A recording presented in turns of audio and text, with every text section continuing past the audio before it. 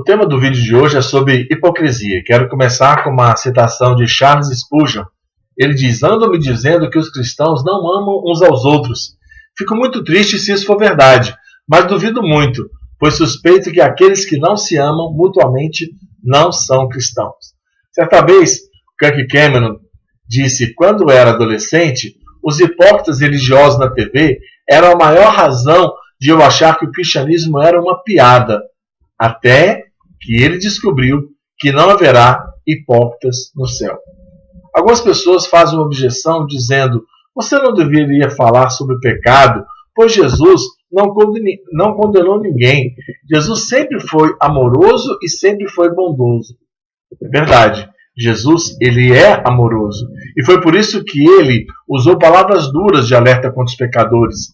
Lá em Mateus 23, Jesus chamou os líderes religiosos de hipócritas 7 vezes. Isso são palavras duras. Disse-lhes que eram tolos e cegos.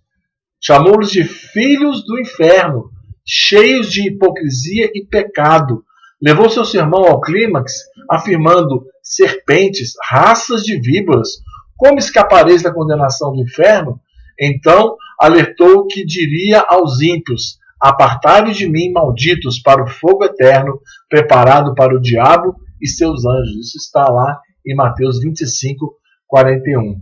Agora parece que ninguém suporta nenhum tipo de hipocrisia.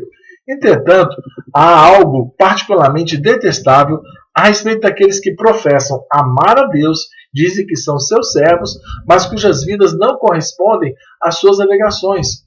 Um grande pecador, certa vez, disse que se a vida de homem não correspondesse com o que ele professava, e mesmo assim ele desejasse pregar o evangelho, sabe o que ele deveria fazer?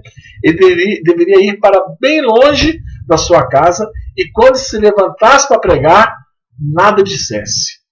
Um dos maiores obstáculos para as pessoas chegarem a Cristo é ver que a igreja está cheia de hipócritas. Algumas pessoas dizem até que ela está cheia até a borda. Outras admitem que existem cristãos genuínos na igreja entre os falsos. Em qualquer caso, aqueles que apresentam tal argumento geralmente fazem isso porque eles mesmos odeiam a Deus. Eles amam as trevas e eles odeiam a luz. Enquanto podem ter uma genuína queixa contra essa situação, não poderão usar a hipocrisia dos outros como desculpa legítima no dia do julgamento. Hipócrita vem da palavra grega que significa ator ou enganador, alguém que está simulando ser aquilo que na verdade ele não é. A hipocrisia é a prática de professar crenças, sentimentos ou virtudes que a própria pessoa não possui essas crenças, sentimentos e virtudes. Hipócritas podem até frequentar o prédio da igreja, mas na realidade não há hipócritas na igreja verdadeira. Em sua ignorância, o mundo acha que a igreja é o prédio ou as pessoas que frequentam os prédios. E aqueles que frequentam esses prédios são chamados de cristãos. Entretanto, a igreja verdadeira, ela é o corpo de Cristo, que consiste apenas de verdadeiros crentes.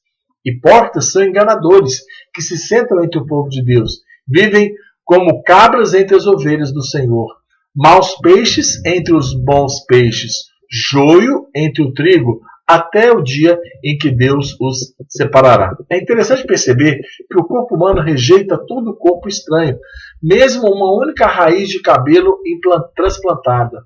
O falso convertido, ou seja, o hipócrita, não é parte do corpo de Cristo.